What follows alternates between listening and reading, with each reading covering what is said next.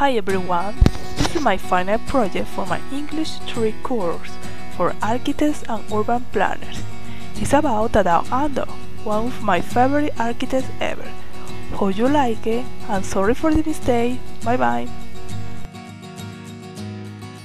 壊れないで大事にしたいよ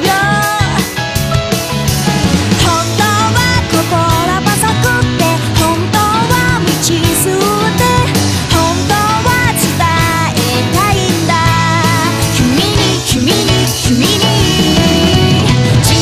にサンキュータッチして空に向かって飛んでゆくここにいる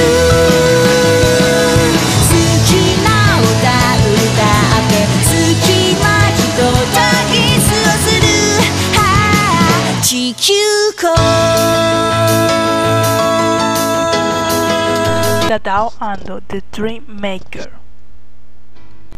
Tadao Ando was born in 1941 in Osaka, Japan, growing up in that city as Japan recovered from the war. Tadao Ando spent the most of time out of doors and was raised by his grandmother, whose name was Ando. From the age of 10 to 17, Ando worked at a local carpenter, where he learned how to work with wood and build a number of models of airplanes and ships. Most of Ando's projects had been in Japan, concentrated mainly in the Osaka area where he was born, raised, and currently lives and works. In addition to a number of inspiring religious structures, he had designed museums, commercial buildings that include offices, factories, and shopping centers.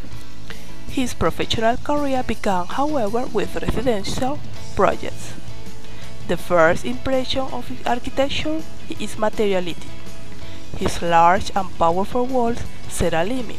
A second impression of his work is the tactility. His hard walls seem soft to touch, have midline, wine, and stillness. Ando's concrete is often referred to as smooth as silk. He explained that the quality of construction does not depend on the mix itself, but rather on the formwork into which the concrete is cast. Third impression is the emptiness, because only light spaces surround the visitor in Tadao Ando's building. Also, Tadao Ando's body of work is known for the creative use of natural light and for architectures that follow the natural forms of the landscape, rather than disturbing the landscape by making it conform to the constructed space of a building. The architect's buildings are often characterized by complex three-dimensional circulation paths. These paths interweave between interior and exterior spaces, for both inside large-scale geometry shapes and in the space between them. As a self-taught architect with no architectural degree or even training with a master architect, Ando attributes his development to extensive reading and a number of study trips to Europe and the United States to see actual buildings from history. He kept detailed sketchbooks of all his travels, which he still does to this day. First Tadao Ando's realization was Row House in Sumiyoshi, Osaka in 1975. This mentioned building was a simple block building inserted into a narrow street of row houses. This residence is immediately noticeable because of its blank concrete facade, punctuated only by a doorway. The whole object space is divided into three equal rectangular spaces, while the central part is atrium. The space nearest the doorway contains the living room at ground level and the bedroom above. The last final space contains the kitchen and bathroom below and the master bedroom above, built in the wooden residential area above the port city of Kobe. The Cochino House, second realization of Tadao Ando, was completed in two phases, 1980 and 1983. This house is a masterpiece and collects all fragments of Tadao Ando's architectonical vocabulary, mainly in the light. Addition to light and shadow, concrete and steel. Another common theme to his work is the use of underground space.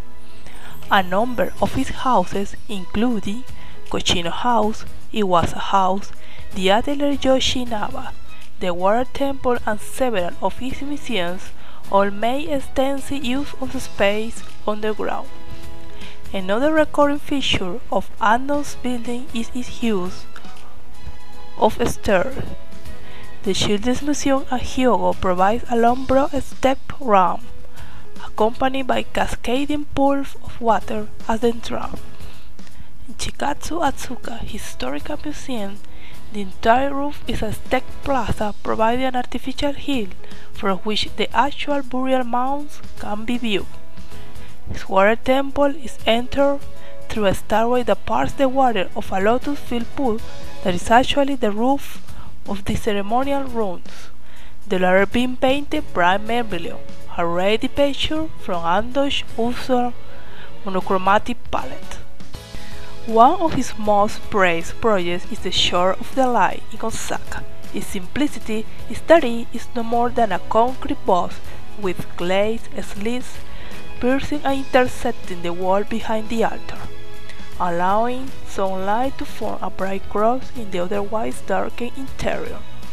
Ando says of the shore on the water, by placing a cross in a body of flowing water, I wanted to express the idea of God as existing in one's heart and mind. I also wanted to create a space where one can sit and meditate. Tadao Ando is the world's greatest living architect. If Tadao Ando has one weakness, it may be a bit difficult in translating the grandeur of his smaller buildings to a larger scale.